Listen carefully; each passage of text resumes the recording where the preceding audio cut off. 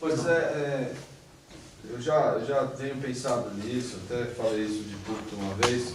O grande campo missionário dos crentes, do evangelho, hoje em dia são os evangélicos. Por quê? Esse é o campo missionário atual. O campo missionário atual são os evangélicos.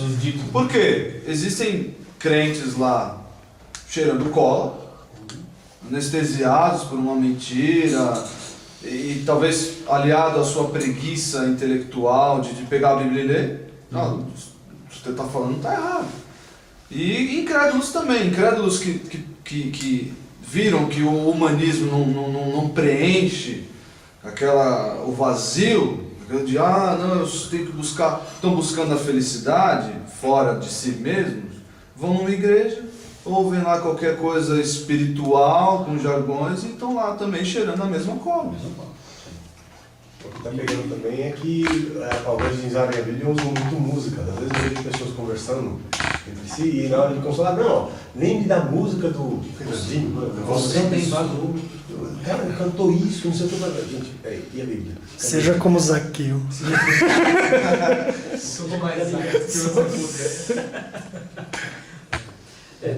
De fato, essa mentalidade é a mentalidade, nós vivemos numa cultura em que isso entrou para ficar. Um fato bastante desagradável dentro da nossa denominação é uma diaconisa se divorciou de um marido, casou, começou a namorar um católico praticante. Aí o padre, ele quis que casasse no padre. O padre falou assim: não caso julgo desigual. Olha, o padre mais fiel que eu. Não para pastor da igreja. Casou, claro. Opa! Você acha que ele ia perder essa chance? Oh, claro. É isso aí. E se acha O padre mais sério que um pastor. Uma coisa é certa, nós discordamos dos católicos em tudo, né? Mas uma coisa é certa, o católico tradicional, o católico ultramontano lá do Rui Barbosa, né? Esse cara é um negociante. O zelo dele é... Com certeza. Vai falar de aborto para ele, vai falar de recasamento, vai falar de homossexualismo. Não, nem pensar, nem conversa. Se bem que o homossexualismo já começar a dar uma... Mas esse cara tá na Argentina, a gente esperava.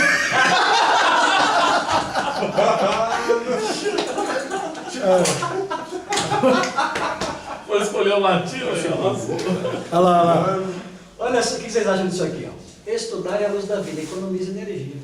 Isso parece frase de estudante brasileiro. Com certeza, aquele primeiro ponto lá, não vou ficar estudando, o Espírito Santo fala para mim. Por que eu vou perder meu tempo? Congregação. Já viram falar da congregação cristã no Brasil? Não, esses dias eu chega passei lá, na senta frente. lá e espera. O pessoal, quem tem a palavra aí? Ninguém tem, eu tenho. Vai lá fora da dele. Tudo certo. Deus abençoe. É assim. Tem uma na rua do Gilberto lá, e a gente passa, a gente desce, eu tava de ônibus, né, sem carro. Eu desci, Karine, o cara falando umas coisas, porque o auditório dos caras, eles fazem um jeito pra não apagar o som, né? E quem passa na rua, escuta. Aí eu tava no ponto, e uma pessoa veio do meu lado, disse, Senhor abençoe, não sei o que, é só isso, eu não saía disso, ele ficava falando a mesma coisa. Cara, como é que alguém consegue ficar meia hora ouvindo isso, cara? Consegue. Qualquer coisa que possível. Bom, hermenêutica jurídica aqui não vem ao caso aqui, mas olha aqui, o texto não passa de um piquenique que o autor traz as palavras e os leitores o sentiam. Mano. Nossa. Olha lá quem escreveu. Também? Olha quem escreveu. O cara, fera. Humberto Eco. Cara, O que esse Clodovil tá fazendo? gênio. Esqueceram isso, velho? Clodovil fez a citação. Qual é o fera? Humberto Eco ou Clodovil? Não, Humberto Eco. A citação do Humberto, acho que o Clodovil, esse Soares aí, colocou esse negócio em algum lugar. Mas o texto não passa de um piquenique, é uma festa. O autor traz as palavras, o leitor traz o sentido. É isso não. Você faz, ou seja, cada um interpreta como quer. Mas legal, então essa situação, esse é um aspecto mais introdutório. Eu enumerei aqui alguns exemplos de textos maltratados, para que vocês vão conhecer esses exemplos, eu listei eles aqui, e vocês vão ver, alguns são conhecidos já de vocês não vão nem estranhar, outros talvez sejam um pouco surpreendentes, mas existem alguns textos que têm o seu significado sacramentado pela hermenêutica intuitiva, e aquilo ficou lá. Assim como existem versículos inventados, né? 1000 anos passarão. Quem confia no fé, confia será feliz. Quem não vem por amor, vem pela dor. Né? Assim como existem esses versículos, né, inventados, meu pai tem um, como é que é? Cuida de que eu cuido de mim. Primeira Fernando 4:4, cuida de ti que eu cuido de mim. Meu pai tem um que fala, não, as crianças, como é que é? As crianças têm responsabilidade depois dos 7 anos. Mas onde está isso, pai? Está lá. Tá lá. Mas onde? Até 7 anos está liberado. Tudo bem, tem lá essas coisas que o pessoal inventa por aí, então tudo bem, então tem direito de ser criativo. Né? Mas também hermenêuticas, né, criativas, interpretações criativas que algumas aqui já se tornaram sacramentadas. Né? Então vamos olhar aí algumas delas. Este aqui é um texto muito comum, que é o que no meu tempo de jovem Era pra arrumar namorado. era usado pelo Jaime Kemp. O livro Entrega o teu caminho, Senhor. ele começa. Ele fará o desejo do teu coração. Ô, glória. É curioso, claro, isso aqui era aplicado primordialmente a questões aí afetivas, né? Mas não somente isso, outras coisas também. Então o Salmo 37:4, agrada-te também do Senhor, e Ele satisfará o desejo do teu coração. Eu cresci, a minha adolescência, eu passei ela ouvindo isso. E em que sentido? Olha, os seus sonhos, porque na fase de adolescente e jovem, nós temos alvos profissionais, nós temos alvos acadêmicos, temos alvos afetivos. Né? Então, o conselho era, olha, faça do Senhor a sua alegria, alegre-se nele. E Ele vai satisfazer aquilo que seu coração deseja. Então você vai alcançar o seu alvo profissional, o seu alvo acadêmico e o seu alvo afetivo. Pelo jeito é prosperidade. Era meio próximo disso, mas não chegava Uma nisso. receitinha. Agora, isso aqui, claro que Deus usou essas coisas para nos proteger de coisas ruins, afinal de contas, tínhamos que nos deleitar no Senhor. Olha, descansa no Senhor, espera nele, né, como o próprio Salmo diz no versículo 7, descansa no Senhor e espera nele. Né? Isso tudo era nos dito, e essas partes do versículo Deus pegava e podia salvar e falava, engole isso você vai passar pela sua juventude protegido com esse pedacinho aqui. Né? E tudo bem, a gente ia. Mas a interpretação desse texto no modo intuitivo, como era apresentado por pastores assim, falavam a jovens, adolescentes na época, né, e influenciavam multidões, ainda que eles fossem muito bem intencionados, o objetivo não era enganar ninguém, né, essa interpretação era uma interpretação equivocada. Por quê? Porque o Salmo 37 ele está inserido dentro de um contexto específico. O Salmo 37 não fala de sonhos da adolescência ou de desejos que a gente tem na vida, ao longo da nossa desejos comuns que a gente tem na vida. O Salmo é uma conversa, é um conselho dirigido ao homem que está incomodado com uma realidade ao seu redor. E qual é a realidade ao seu redor? Ele vê o ímpio prosperando. E ele sente a necessidade da justiça se manifestar. Ele vê o homem ímpio prosperando, ele se irrita, ou talvez possa até invejá-lo. Ele vê o homem mau tendo sucesso, e ele não vê a justiça se manifestando, acabando com esse sucesso e gerando sobre aquele homem o castigo que ele merece. Então, o que o salmista faz? Ele fala assim, olha, não fique irritado e nem tenha inveja. Em vez disso, descansa no Senhor. Esse desejo de justiça do seu coração, ele vai fazer um dia. Um dia o ímpio passará, você vai procurar a casa dele e não vai mais encontrar. ele murchará, será como a palha. Ele vai acabar e o lugar dele deixará de existir. Então espera no Senhor, descansa nele, deleite-se nele. Esse desejo do seu coração, que não é qualquer desejo, é o desejo de vingança, é o desejo de justiça, ele satisfará. Agora, quantas vezes eu escutei essa explicação na minha adolescência, na minha juventude? Nunca. Nenhuma vez. Mas é precisamente disso que o Salmo trata. Qual foi o erro hermenêutico, ou qual tem sido o erro hermenêutico no trato com um versículo como esse? É a desconsideração do contexto textual. É uma desconsideração do assunto sobre o que o autor está falando. Então, uma pergunta importante na hermenêutica, que nós veremos aqui hoje, é perguntar para o texto sobre o que o autor está falando. Aqui ele está falando sobre o desejo de justiça, de vingança, de ver o mal ser julgado. Esse desejo. E prometendo que esse desejo vai se cumprir um dia. É disso que ele está falando, e não sobre namorada, trabalho, carreira, nada disso. Ok? Então, esse é o erro aqui. Aliás, os textos que nós veremos, descobriremos que o grande problema é o vício da caixinha de promessa. É pegar o versículo e destacá-lo do seu contexto. Aí você atribui o sentido que você quer a ele. Você não faz isso só com o versículo, qualquer coisa. Se eu pegar uma palavra isolada, o que ela significa?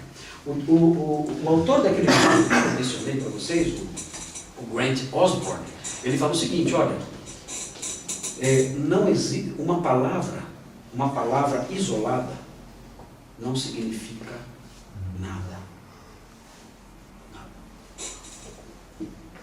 Você pegar a palavra, sei lá, ninho, e colocar, o que significa isso?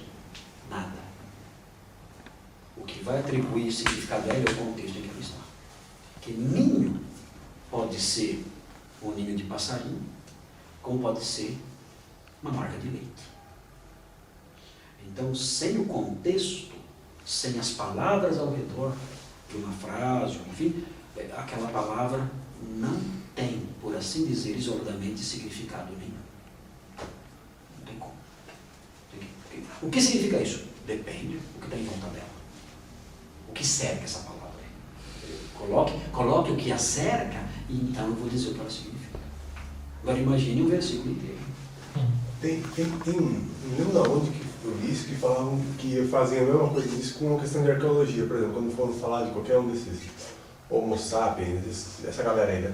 Eles pegavam uma amostra aí, eles achavam uma amostra no meio de uma multidão, assim, um osso de alguém todo deformado, e achavam um monte de ossos inteiramente perfeitos. Normais. Não, isso aqui é o que eu quero, o resto joga fora. Opa, peraí. Esse deformado é o homo alguma coisa. Alguma coisa. Ele viveu aqui 1000 anos e o resto ali não viveu. E às vezes era só uma pessoa deformada. Às vezes era só uma pessoa deformada. Ou um macaco que deixou de existir. Muito bem, tudo bem, então? Isso vocês já sabiam, né? Você acabou com a ilusão. Tudo grossa. Acabou. Ela vai nem dormir à noite. Estragou. O senhor está disparado. Descansa. O cara tem Descansa no Senhor. Pastor tirou toda a esperança. Eu te ensino como descansar. Olha lá. Agora vamos ver esse outro aqui. Esse outro versículo aqui também vocês já cansaram de ouvir, ele já até caiu meio de moda. Enfermidade. Que é Isaías 53:4, ele tomou sobre si as nossas enfermidades.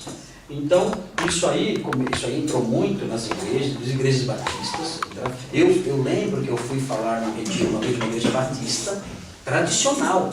E uma moça, ela na hora dela orar, pela uma pessoa doente, ela disse, Senhor, eu creio que o Senhor tomou sobre si as nossas enfermidades, de modo que nós agora rejeitamos essa doença, porque ela não é do Senhor.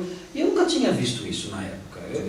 Eu lembro que eu acho que era até solteiro ainda.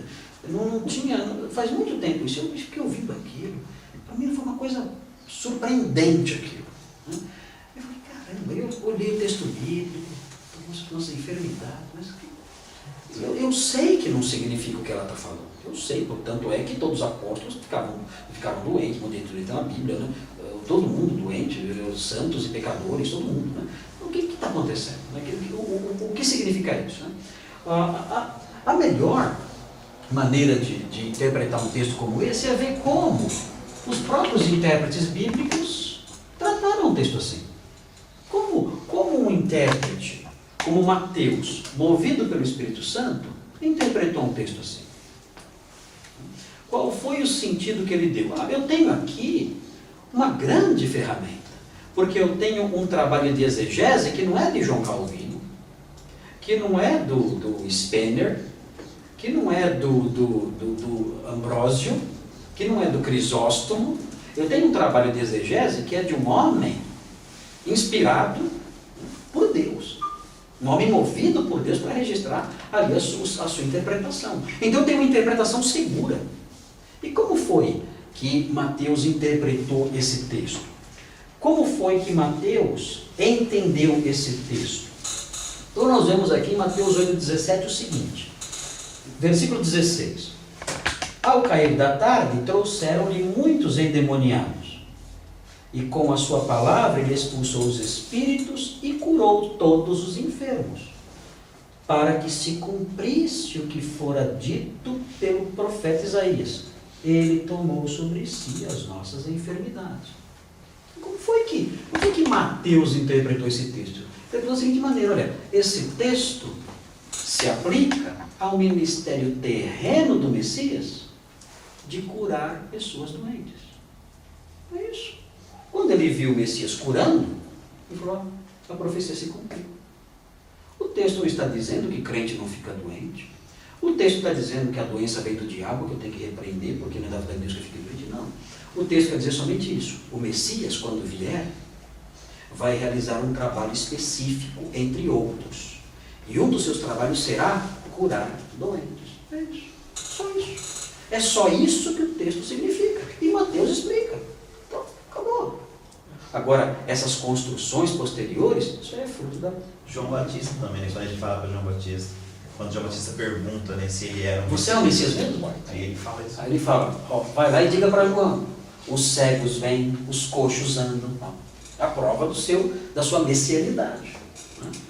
Então, aí, que regra de interpretação nós encontramos aqui? Escritura sendo interpretada Por Escritura. por Escritura. Aqui eu tenho uma ferramenta muito segura. Porque eu pego um autor tratando exatamente do texto que é distorcido. Aí eu estou tranquilo. Eu tenho segurança nisso. Ok? Pastor, Sim. eu vou voltar àquela pergunta lá. Eu acho, não sei se é aqui que o senhor falou sobre a interpretação do método judaico, que é aqui que o senhor ia falar. Mas, por exemplo, o texto era exatamente esse texto que eu tinha em mente, por exemplo. O que o judeu pensava de textos assim? Né? Ele pensava realmente que o Messias iria fazer? Sim, pensava. Nesse aspecto, o judeu, ele sabia que o Messias traria o livramento de doenças. Tanto que Mateus bate nessa tecla sempre, porque Mateus foi escrito para judeus. O objetivo de Mateus é evangelizar judeus. Certo. Eu estou pregando em Mateus aqui na igreja e é um trabalhão. Por quê? Porque eu tenho que transformar a orelha das pessoas em uma orelha judaica. Sim. Ah, você é Então, tranquilo. Mas aqui é meio judeu. Pra mim é tranquilo. Então, muitas vezes eu falo assim, olha, nós não somos judeus, eu viro falando isso no sermão. Nós não somos judeus, nós percebemos algumas coisas aqui. Então eu vou explicar para os irmãos por que eu fui usar essa palavrinha aqui. Eu queria evocar, eu sempre uso essa palavra, né? Eu queria evocar no judeu tal percepção. E aí ele usa essa palavra e evoca no judeu tal percepção para convencer que Jesus é o Messias. Então, Mateus sabia que uma das convicções dos judeus era que o Messias traria alívio a cegos, alívio a coxos. Então ele não perde a oportunidade. Ó, curou, tá vendo? Ó, como ele é o Messias. Por que ele cura 2 cegos? Por que ele faz? Mateus realça isso, destaca isso. Isso fez muita coisa. Não é porque ele realça essas coisas, porque o objetivo dele é mostrar a harmonia que há com a vida de Jesus e a expectativa apontada nas profecias messiânicas. Bom? Ok, vamos ver outro texto? E esse aqui? Mateus 24,14. Esse texto aqui é curioso. Eu ouvi tanta coisa já sobre esse texto, desdobramentos, enfim. que fala, olha o texto, porque surgirão, desculpa, Mateus 4,14. E este evangelho do reino será pregado pelo mundo inteiro para testemunho de todas as nações, então virá o fim. Então qual é a explicação que é dada? Olha, Jesus só vai voltar quando todo mundo ouviu o evangelho. Eu lembro que uma vez estava no litoral, fui pregar lá numa congregação da igreja de Perdizes, e eu fui hospedado numa casa de um irmão lá, e ele falou assim para mim, rapaz, às vezes eu fico sonhando assim, quando eu estou evangelizando alguém, eu penso assim, já pensou se essa for a última pessoa? Tirando os dezenas que estão nascendo a cada minuto. Esse não pode contar. Esse não. É um absurdo Não, de não, porque interpretação. tem- Há tem a 7 idade, anos. Tem a idade. Ah, não, mas tem o versículo do seu pai. Aí está liberado. Tá Então, certo. Deus tem aí um período de 7 anos Carência. de carência. 7 anos e nascer criança. Se pregar em creche de 7 anos para cima, você consegue evangelizar todo mundo. Mas ele falou assim, já pensou se é o último? Aí eu fico imaginando, estou falando para Jesus, aí eu acabei de pregar e o céu se abre dizendo, ele está... Mas ele colocou até voz no céu, viu? A voz dizia, este é o último.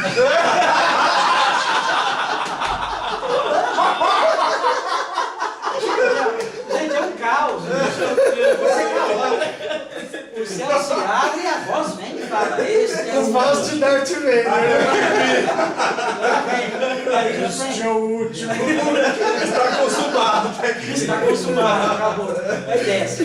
Gente, olha onde Onde chega. ela chega, né? Você fala, caramba, esse crentinho, todo bem intencionado, ele está com uma expectativa tão infantil e boba, pregando para alguém assim, né? Olhando para cima, pensando, daqui a pouco vai que eu tenho a chance de ser o último. Depara, não. Isso vai acontecer. Agora, qual é o erro disso? Né? É só observar o contexto do capítulo 24 para descobrir do que o texto está falando. Mais uma vez o problema, como na maior parte das vezes acontece, é a desconsideração do contexto. Sobre o que o autor está falando, sobre o que Jesus está falando. Se vocês olharem no versículo 2, versículo 3, diz assim, estando ele sentado no Monte das Oliveiras, isso depois que ele falou que o templo seria destruído, seus discípulos aproximaram-se dele em particular dizendo, dize-nos quando essas coisas acontecerão e que sinal haverá da tua vinda e do fim do mundo. Então há 3 perguntas aqui. O que Jesus faz? Jesus começa a responder de trás para frente. Primeiro ele diz qual é o sinal do fim do mundo, depois ele diz sobre o sinal da sua vinda, e depois ele diz quando, que é, isso só o Pai sabe. Então ele responde de trás para frente. Então, entre os sinais de que o tempo está acabando, haveria a chamada grande tribulação, que ele diz. Haverá uma grande tribulação. E nesse período da grande tribulação, o evangelho do reino será pregado a todo mundo. Depois disso, depois desse grande avanço missionário, que cada um tem que escutar. Né? Mas nessa época virá uma grande e universal, mundial, atuação missionária como nunca houve antes. Depois desse grande impacto, dessa grande onda missionária, então o fim chegará. Este é o Não há esse negócio de cada pessoa tem que escutar. Isso vai acontecer no período tribulacional. A gente sempre fala do período tribulacional como um período de caos completo. E é mesmo. Mas a Bíblia fala que esse período tribulacional será um período de muitas conversões. Quem são estes? Quem é essa multidão que não se pode contar? E o anjo responde, estes são os que vêm da grande tribulação. Eles lavaram suas vestiduras, eles são santos, eles não se dobraram aos apelos dos dominadores deste mundo, né? Eles creram no Cordeiro, o Cordeiro é a lâmpada deles, eles vieram da grande tribulação, uma multidão que não se pode contar. Ou seja, a grande tribulação vai ser, na verdade, um período de reavivamento, de salvação como nunca antes na história do mundo. A gente só pensa em terremoto, destruição e tudo mais, mas haverá um despejar da graça de Deus extraordinário. Né? Uma atividade missionária como nunca existiu no mundo e conversões aos milhares. Então é disso que o texto está falando. Né? Não é que eu tenho que pregar para cada um, mas voltar lá. Vamos pregar, faz voltar depressa. Esse ensino não existe, não tem fundamento. Tudo bem? Tranquilo? Vamos mais um pouquinho? Aqui já um exemplo relacionado já à tradução. A importância aqui de a gente ter algum acesso a um comentário, pelo menos um comentário, para a gente ter acesso a uma proximidade maior do texto original. Porque nem sempre o tradutor bíblico é feliz. Ou as opções dele nem sempre podem ser todas expostas. Não dá para eu traduzir todas as possibilidades. Você escolheu uma. Escolheu uma possibilidade. Eu posso colocar uma notinha de rodapé. Mas nem sempre as pessoas leem notinhas de rodapé. Aliás, tem uns que nunca leem notinha de rodapé. Veja aqui o caso de Atos 26, 28. Veja o que diz aí. Agripa disse a Paulo: por pouco me convences a me tornar cristão. Então, qual é o sentido disso? Eu já vi pregações sobre isso. A pessoa inclusive usou esse texto no apelo. Mas olha, Agripa, por pouco, não se converteu. Triscou. Triscou. Bateu na trave. Agripa estava lá e falou: Paulo, você cantar mais uma estrofe, eu vou à frente. Você cantar mais uma. Ah, eu não estou aguentando aqui não. Eu estou indo na frente. Se cantar, é que não inventaram ainda o hino Vem Já, Vem Já. Se tivesse inventado, eu ia correndo. Mas, por pouco.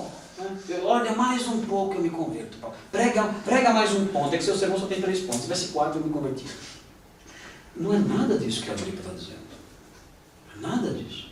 O que significa? A Agripa está dizendo o seguinte: há 2 possibilidades. Está dizendo assim: olha, você acha que você pode me convencer em tão pouco tempo? É o texto. NVI adota essa aí. Exatamente. Você acha que em tão pouco tempo pode me convencer, me tornar Acha que você pode Agora, a outra possibilidade é: você acha que com argumentos tão fracos, você acha que com esse testemunho, com essa pregação sua, você acha que me convence? Isso é pouco demais para mim, eu sou muito inteligente. O que acontece na verdade aqui é o oposto. Está dizendo que eu estou longe, eu estou muito longe. Seria assim, você está tentando me persuadir com pouco. Com pouco. Você acha que esses argumentos seus, essas tentativas de me persuadir, você acha que isso é suficiente para mim? É muito pouco. É ridículo. A Agripa é um homem orgulhoso, distante. Ele falou isso aí: Paulo, você tem que ralar muito para conseguir mudar minha cabeça. Você tem que ralar muito. O cara é orgulhoso. Está muito longe. Agora, como é que eu vou aplicar isso na pregação? A pregação que eu escutei dizia: talvez você esteja quase se convertendo. Não seja como a Agripa, não perca a oportunidade. Hoje é o dia. Essa é a aplicação. Agora, se eu pego o texto no sentido real dele, eu vou dizer: olha, cuidado. Para que você não olhe para o que foi pregado e diga: isso é pouco para mim. Porque isso que é pouco para você, esse remédio pequenininho, esse golinho pequenininho, é a diferença entre vida e morte. Você pode olhar para o copinho de remédio e falar: nossa, só isso? Mas ele salva a sua vida. É o antídoto para o veneno que está te matando. Então não menospreze esse pouquinho, como a Agripa fez. Aí eu acertei. Aí eu fui em cima. Aí eu matei a pata. Aí eu apliquei conforme deveria aplicar. Olha, você pode olhar para a minha pregação e para o texto que eu li e dizer: isso aí é pouco. Mas esse pouquinho de remédio é o antídoto para salvar você. Não faça como a Agripa, não menospreze pouquinho. Não busque o muito que não cura. Beba o remédio verdadeiro, que é pequeno, pouquinho, uma dose pequena, mas salva. Aí matei. Aí fui em cima. Mas para isso, eu tenho que escapar da tradução indevida, como essa aqui que eu li agora para vocês, que é a revista e atualizada século XXI. Né? Eu tenho que fugir dele. Agora, para isso, um comentáriozinho vai ajudar. Ok? Estudando grego fica claro? Claro, assim... Ou tem palavra, tem aqueles casos que tem uma palavra que... Você vai descobrir a dificuldade de traduzir e vai procurar mais. Você vai procurar mais. Literalmente, ele está dizendo, por pouco me persuades a tornar cristão. Mas o sentido não é esse. Aí você fala, peraí, mas como essa frase deve ser entendida? Não só as palavrinhas no seu sentido léxico, mas como essa frase deve ser entendida à luz do uso dessas coisas, desse tipo de construção, do contexto em que uma frase dessa foi dita naquela época. Como isso deve ser entendido? Então, parece que o melhor significado disso, as duas únicas possibilidades disso, são essas que eu mencionei. Você, por pouco tempo, você acha que vai me convencer, ou você acha que com tão poucos argumentos vai me convencer? Essas duas opções são as opções mais viáveis. A terceira que colocou aqui, essa é a menos provável. Ok, Atos 26, 28, agora 1 Coríntios 2. Esse de Atos 26, se você ler o 29, ele meio que mata um pouco o texto, assim, de falar, não existe um pouco, isso aqui é o suficiente. Não, é claro, a resposta do apóstolo Paulo ajuda muito. Porque fala, quem dera por pouco ou por muito. A resposta de Paulo dá o modo como Paulo entendeu. Percebe isso? O que o João está dizendo? O cara menosprezou um negócio. Exatamente. A resposta de Paulo informa como Paulo entendeu que a Agripa Paulo fala assim, você nem com muito, nem Sim. pouco nem muito serve para você. Quem dera você se convertesse, Quem dera. com muito. Então. Com muito, quem dera. Ou seja, a interpretação que Paulo dá ao que a Agripa falou, já nos ajuda a seguir o caminho certo. Se fosse uma coisa boa, ele não tinha retrucado, não tinha devolvido. Não, então peraí, eu vou pregar um pouquinho mais então. Fica aí. Paulo não queria essa chance. 1 Coríntios 2, 9. Esse aqui é engraçado, eu já vi tanto sobre isso. Em velório, então. Olha, se tem lugar que produz hermenêutica absurda, é velório. Eu adoro em velório. Porque o cara não tem texto, tem que arrumar um. Só tem uns 2 textos que servem para velório. Você não fazer sempre, você tem que inventar um. Mas em velório é um festival. Ali que eu coleciono as minhas pérolas. Você olha e fala, meu Deus, o cara tem que achar alguma coisa. Então ele fala as coisas que dão na telha. Então, velório é uma lei. E velório tem que falar pra galera, né? Tem que falar pra galera. Então ele tem que falar o que o pessoal gosta também. Tem que agradar. Então o cara lá que foi um modo safado, mas ele tem que falar algo bom do cara. 2,9. Olha o que diz aqui. Mas como está escrito, as coisas que olhos não viram, nem ouvidos ouviram, nem penetraram o coração humano, são as que Deus preparou para os que o amam. Geralmente citam esse texto para falar do céu. Olha, a gente não tem ideia de como é o céu.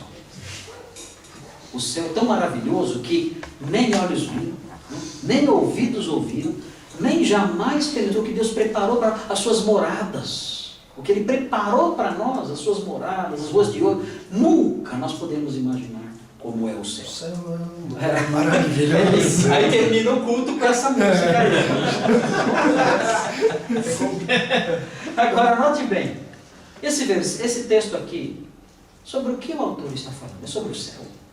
Leu 10.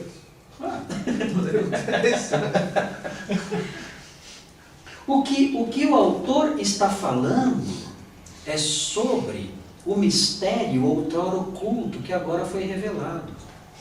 Ele está falando sobre o Evangelho, sobre as realidades ligadas à pessoa de Cristo, sobre o mistério da nova aliança. É sobre isso que ele está falando. Ele está dizendo que essas coisas maravilhosas, essas verdades, essas proposições que Deus revelou, nunca o homem criou. É diferente da filosofia platônica, da filosofia estoica, da filosofia aristotélica, que foi criada por homens. Ele fala, isso que eu compartilho com vocês, nunca os homens puderam produzir isso, mas Deus revelou-as a nós pelo seu Espírito, diz o versículo 10. Nunca o homem pôde ser a fonte, o criador dessas realidades maravilhosas. Elas foram reveladas a nós pelo Espírito. Eu não criei, o que eu estou ensinando para vocês eu não criei, eu não inventei. Não é coisa que eu imaginei e resolvi falar. Não. Isso Deus nos revelou pelo Espírito. Deus não está falando do céu, mas das verdades relacionadas à nova aliança, aos mistérios outrora ocultos. É disso que ele está falando. É sobre essas coisas. Eu já vi esse texto sendo usado, e ainda mais hoje no pessoal da prosperidade, ele usa esse texto para falar dos planos futuros. Aí já não é mais o céu. Não, mas Já que é a riqueza. É riqueza. Então você não sabe, mas Deus preparou coisas para nós. Você já ouviu a expressão que eu escutei já vi na boca de várias pessoas? O sonho de Deus para você. Nossa, Gente, sonho. Deus tá eu dormindo. quero Deus tá amor dormindo. e condição. Sinceramente, pastor. Deus dorme, pastor. Eu quero amor. O que é? O que tá Quando acontecendo? fala isso, eu quero. Você, assim, você faz parte do sonho. Isso aqui nasceu no sonho. A música. Quando eu escuto isso, eu fico triste. Sabe por que eu fico triste e com raiva? Porque eu penso assim, meu Deus, eu tenho tanto trabalho. Por onde eu começo agora? O cara que falou isso, por onde eu começo agora? Porque isso aí revela que a ignorância dele sobre teologia, sobre cristianismo é tão gigantesca que eu falo, meu Deus, eu não sei por onde eu começo. Por onde eu começo? Eu tenho que começar dizendo, olha, Deus criou o céu e a terra. Faz com fantoche. É fantoche, isso aqui é você, então. O cara fala, e pastores falam isso. Olha, o sonho de Deus para você. Mas que sonho, meu Deus do céu. Isso, eu sou tomado de uma indignação. Eu tenho que me controlar, porque geralmente depois que ele fala isso, aí é minha hora de pregar. Vamos ver o sonho que Deus tem para você. Aí eu vou à frente, eu vou transtornado. Fala do pesadelo. Eu tenho que me segurar. E pior é que eu nunca consigo. Eu me seguro, mas nunca consigo. Eu falo, gente, desculpem. Aí vai. Cara, O pior é que às vezes fala isso para te agradar. Pode ser, né? Mas é terrível isso. Essa ideia aí, Deus tem um sonho para você não imagina que sonho maravilhoso que é. Então, se você confiar, esse sonho vai ser realizado, Deus vai ficar, inclusive, muito feliz, porque o seu sonho se realizou. Deus não tem sonhos, Deus tem planos, seus decretos não mudam. Deus não dorme sonhando, como seria bom que fosse assim. Isso parece conosco, né? Mas explicar isso para um pastor, meu Deus. Imagina as vezes. Tá bom. 7:12, vamos ver o 7:12.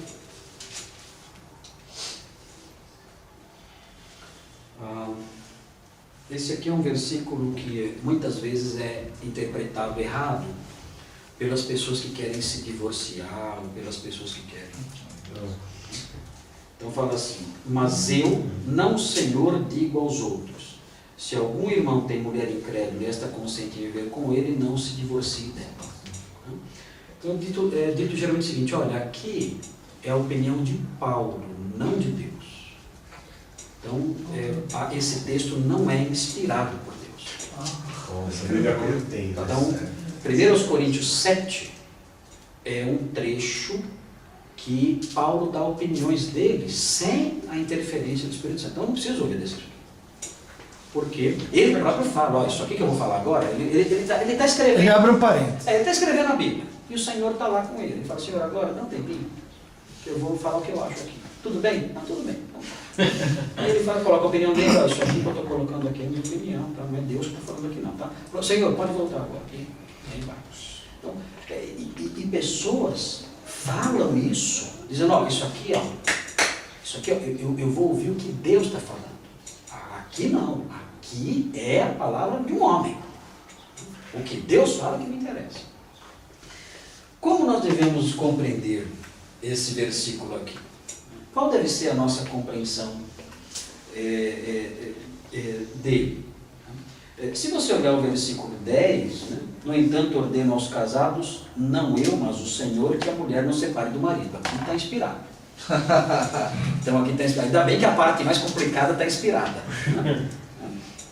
Se, porém, ela se separar, que não se case ou que se reconcilie com o marido. Que o marido não se divorcie da mulher. Mas eu, não o Senhor, digo aos outros. E aí ele fala, e a parte não inspirada. Qual é a explicação clássica para isso aqui, já que nós cremos na totalidade da inspiração bíblica? Né? O que o apóstolo Paulo quer dizer? Se ele próprio diz que as suas palavras são palavras ensinadas pelo Espírito de Deus, como que nós podemos harmonizar isso? Essa afirmação dele, que atribui aos seus próprios escritos autoridade divina, como nós podemos harmonizar isso com uma expressão como essa? Então, uma explicação que é muito interessante do Charles Ryrie é a seguinte: ele falou, olha, o apóstolo Paulo não está falando sobre a autoridade dos seus escritos. Ele está fazendo alusões aos ditos históricos do Senhor. Entendeu? Como? Ele fala assim, olha, Jesus, durante o seu ministério terreno, em algum momento, ele falou sobre os casados para que eles não se separassem do seu cônjuge. Jesus disse algo sobre isso, e a gente aprendeu em Mateus 5, Mateus 19, Jesus realmente fala isso. Ele fala, ó, o Senhor Jesus, enquanto esteve aqui, ele falou sobre isso. Agora, o que ele fala no versículo 12, Jesus nunca mencionou nada sobre essa situação. Sobre o marido, o irmão, ter um cônjuge incrédulo. Sobre isso, Jesus nunca falou sobre essa situação. Ele fala, olha, sobre isso, Jesus nunca falou. E eu vou falar agora. Ele não está dizendo que não é inspirado, ele está dizendo que não há na história da vida do Senhor um momento em que ele se pronunciou sobre esse assunto. Ele parou de fazer citações e acrescentou um dado novo, inspirado por Deus. Inspirado por Deus. Ele citou o Senhor, em algo que o Senhor disse no seu ministério, e depois ele falou, isso aqui é a estação do Senhor. Agora isso aqui já não é o Senhor não falou sobre isso. Mas inspirado por Deus, ele ele pronuncia o seu ensino. Ok? Então, essa é a forma de compreender esse versículo, que é muitas levantadas para dizer que a Bíblia não é inspirada totalmente, que há partes que não são inspiradas. Até a leitura do texto, claro, você precisa ter um pouco de cérebro, né?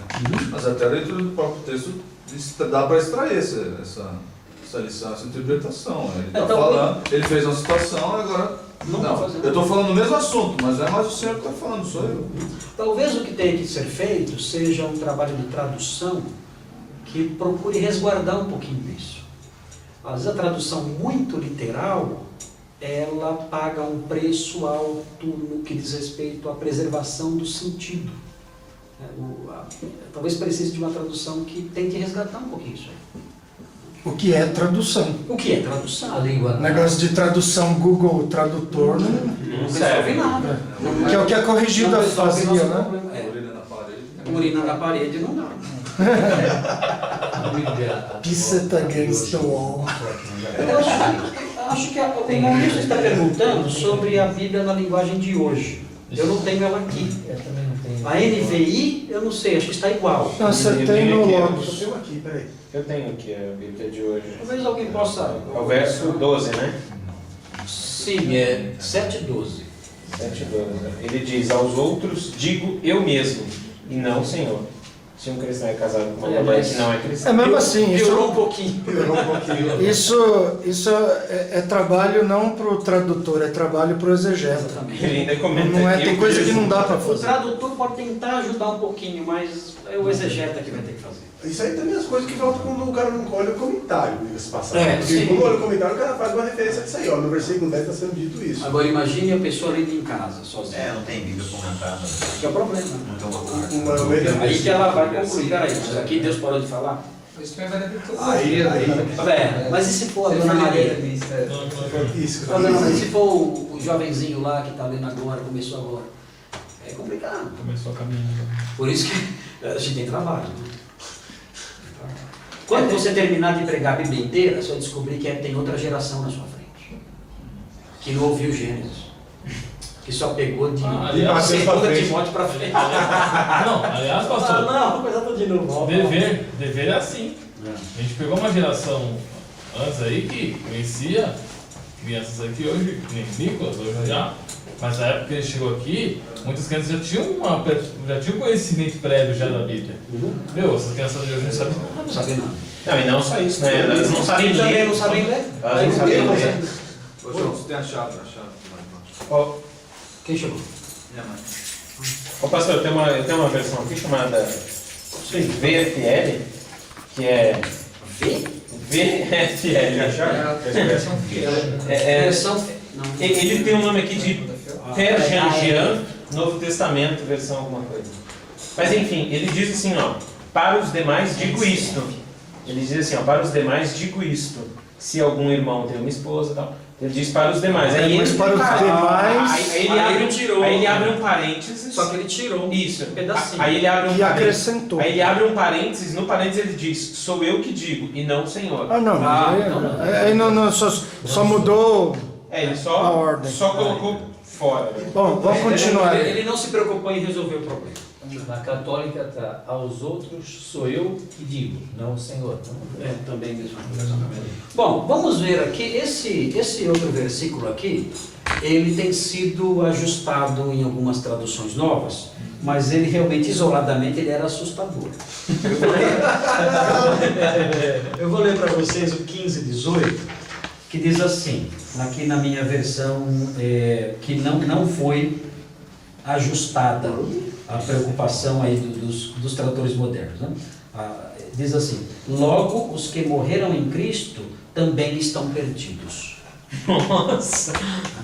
Logo os que morreram em Cristo. Olha o versículo 17. Os que morreram em Cristo também estão perdidos. Então toda a revista atualizada, a revista corrigida diz isso expressamente. Eu fui dar uma aula sobre essa matéria e eu mostrei esse versículo e falei assim, olha, eu vou deixar aqui um versículo para vocês aqui, e eu li o versículo, né? E os que morreram em Cristo pereceram, dizia a versão que eu li, que é a revista corrigida, se eu não me engano. Os que morreram em Cristo pereceram, então estão perdidos. E eu li esse versículo assim, olha, leia na sua Bíblia, pessoal, tudo bem, e tal. Assim, eu gostaria de dizer para vocês que os seus parentes cristãos, já falecidos, todos estão no inferno. E a base bíblica que eu tenho é esta aqui. Pastores de vocês, irmãos na fé, parentes, todos, se eles estavam em Cristo, eles estão todos agora. O céu está vazio. Exatamente, não há ninguém no céu. Todos estão, e eu provo biblicamente. E eu mostrei gente, esses caras, eu acho que eles ficaram tão aturdidos que não lhes ocorreu de ler o assunto e tentar olhar o texto ali e tal. Você achasse 17? Não, era só ler um pouquinho assim, um pouquinho mais. Eles começaram a me dar explicações tão ridículas, mas tão ridículas. Não, mas aqui o pereceram em Cristo. Olha a ginástica. Porque tem o em Cristo e tem o em Cristo.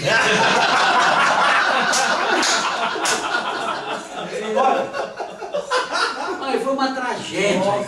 E eu lá, tudo besteira de vocês. Está aqui, ó. Quem morreu em Cristo está. Olha, tinha gente que saía do lugar, ia lá do lado e olhava, os dois olhando ali. E o pessoal suando. Eu falei, não é possível que eles não vão suar. Ninguém vai ler, ninguém vai falar que. E eles ficaram em pânico, aquele pânico completo, a classe já quase falou assim, ó, é isso e acabou, e provei, e vocês não podem contestar a palavra de Deus. Olha, não, foi o caos, foi o caos. Eu aproveitei a situação, porque eu nunca tinha visto uma reação assim, tão infantil, tão ingênua, diante de uma armadilha tão boba. Caíram que nem pato. Eu falei, agora eu vou deitar e rolar. Eu vou deitar e rolar. E judiei. Judiei legal. Né? Quando eles já estavam já quase, né? Pranteando os mortos. já orando pelos mortos. Eu tava começando a pegar as velas do sétimo dia. Já tava orando pelos mortos. Eu falei assim, gente, como é que vocês caem num negócio desse? Vocês não percebem que o apóstolo Paulo está tratando de uma hipótese elevada ao absurdo? Ele está dizendo, se os mortos não ressuscitam, então Cristo não ressuscitou.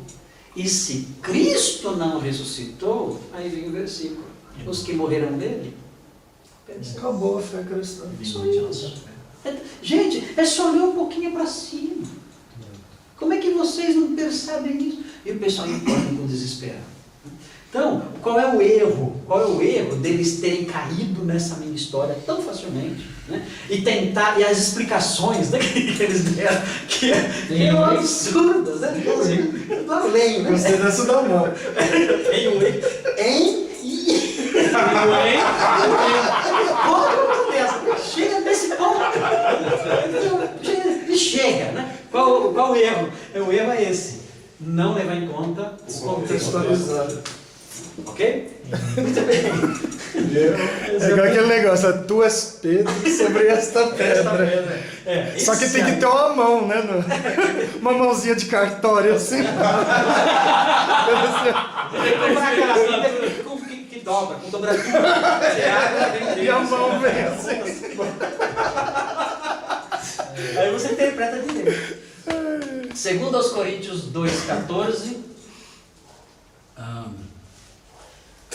Esse aqui é um outro texto muito comum, usado pela teologia da prosperidade. Agora aqui o problema desse texto é o desconhecimento do intérprete do contexto histórico. Não necessariamente do contexto textual, mas do contexto histórico, do conhecimento dos costumes da época. O apóstolo Paulo fala aqui, mas graças a Deus que em Cristo sempre nos conduz em triunfo. E aí então a interpretação é a seguinte, olha, Cristo sempre vai me levar a triunfar, sempre. Se eu prestar vestibular, eu vou passar. Se eu abrir um negócio, ele vai dar certo. Se eu entrar no emprego, eu vou passar pelo tempo da experiência e vou chegar à gerência. Se eu for corintiano... eu então, ele sempre me conduz em triunfo. Eu nunca vou perder nada, sempre vou ganhar. Então, é claro, o triunfalismo, a teologia da prosperidade, pegam isso aqui e fazem a miséria toda que vocês veem por aí. Não tem nada a ver com isso. Decisões vão ser sempre. Vão ser sempre. Sempre Deus vai abençoar, sempre vou ser vitorioso. Então, e aí são levados por essas mentiras.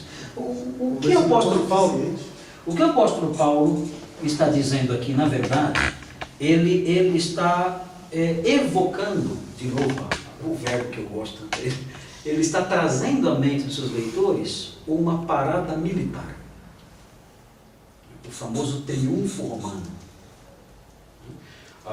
No Império Romano, quando um general realizava um grande feito, especialmente a anexação de um novo território, ampliando as fronteiras do Império, ele ganhava de presente um triunfo.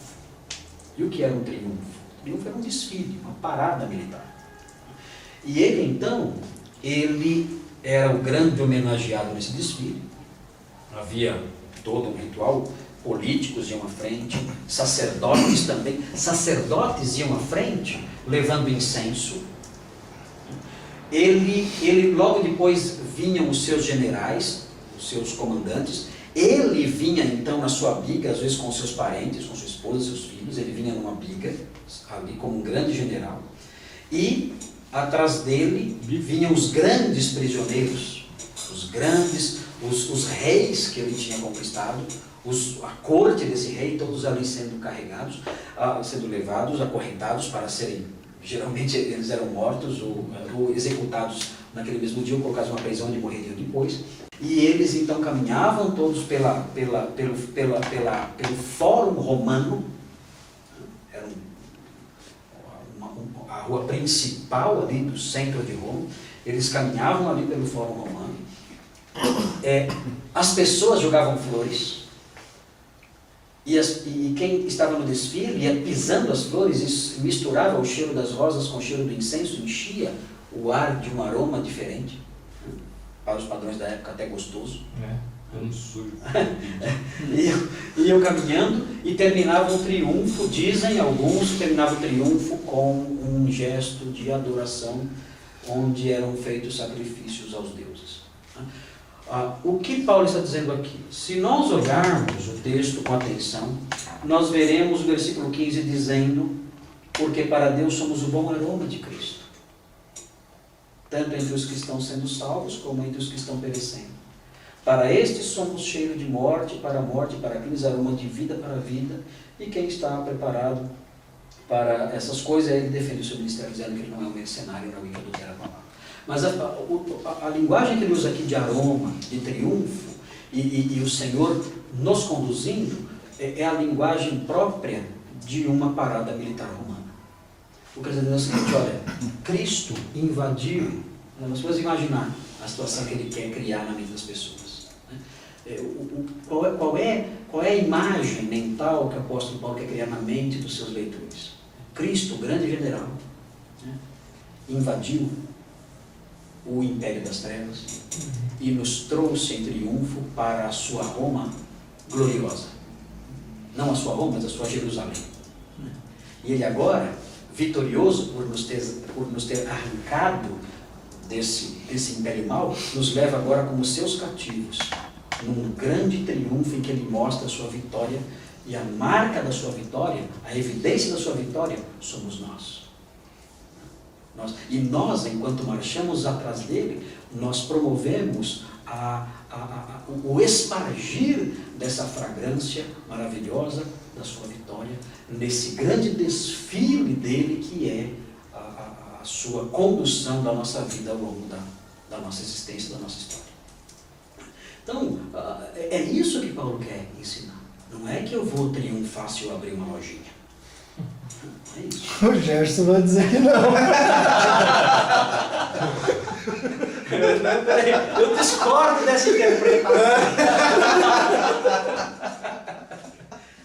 Discordo dessa interpretação.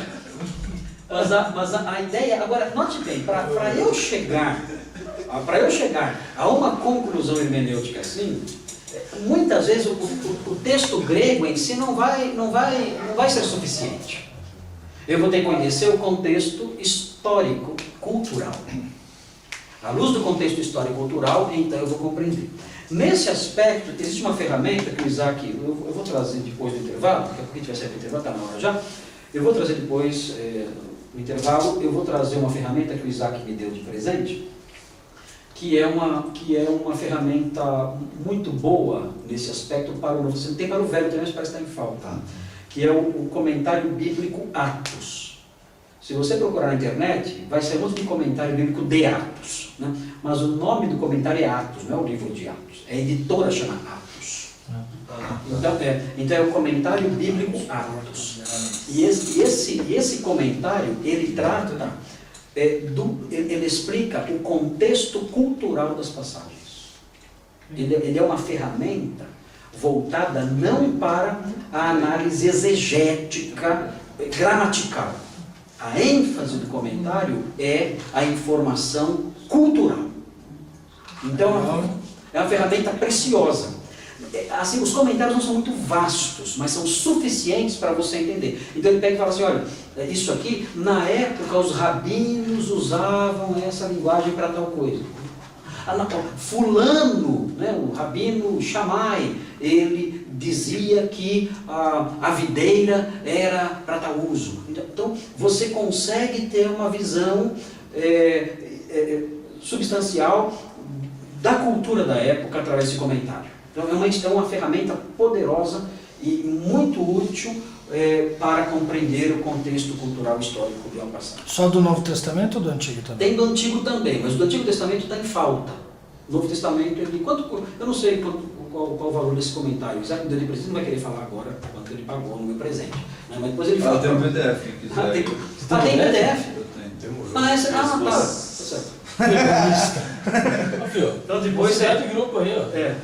Compartilha. Não, eu achei numa biblioteca virtual. Em português? Em português. Interessante. Muito bom, eu tenho usado nos meus sermões. Eu tinha pedido para o Isaac comprar e ele comprou e me deu. Então agora eu tenho outros pedidos para o Isaac, mas estou esperando ele receber. Eu pedi para eles óleo ungido, óleo ungido, chofar. Eu já pedi, eu já comprei. Lá na ponte de Sarzedas. Isso. Dia 10 eu compartilho. Olha lá, ó. Vamos lá. Mas legal. Então, nessa passagem especificamente, o conhecimento da cultura é importante. Tá? E o triunfo, cá entre nós, todo mundo sabe. Vocês já devem ter assistido já, por exemplo, Gladiador. O Gladiador tem um A triunfo amiga dele romano. lá. Tem um triunfo romano. O que mais? Se eu não me engano, o triunfo romano aparece também naquele filme Ben-Hur. Ah, quando ele chega com o cara que adota ele depois. Lá Chega os dois na biga. Então é o triunfo romano ali também. É legal. É muito comum isso na história do Império Romano. Vamos ver a última passagem aqui do intervalo, que é o 3:6. 3:6. Que é muito simples, então a gente resolve achar. Esse é do Antigo. Tem do Antigo na Saraiva. Quanto? R$99. Opa! Eu vou trazer depois aqui para vocês A verem. Genebra é mais barato. Imagino que seja mesmo. Gente, o 3:6, vocês já sabem, eu não vou me delongar nele, porque quando o texto fala a letra mata, nós estamos vendo aqui, nós estamos diante aqui de uma alusão à letra da lei. A letra da lei. É isso que mata. Por quê? Porque a letra mata. A letra mata porque quem não obedece os seus preceitos morrerá. E como ninguém obedece seus preceitos, a letra acaba Ninguém matando. jamais foi justificado por obras Por da obras da lei. lei. Então quem tenta viver pelos seus preceitos, morrerá. A letra fatalmente condena e mata. Ok? Não é uma palavra contra o estudo. Até porque o apóstolo Paulo era muito estudioso. Quando está prestes a morrer, ele pediu duas coisas. A capa, por causa do frio, Isso escrito. e os escritos. E falou para Timóteo, aplica-te à leitura. Aplica-te a leitura. Persiste em ler. Essa é a interpretação do Senhor. Prega. Mas isso eu disse, digo eu.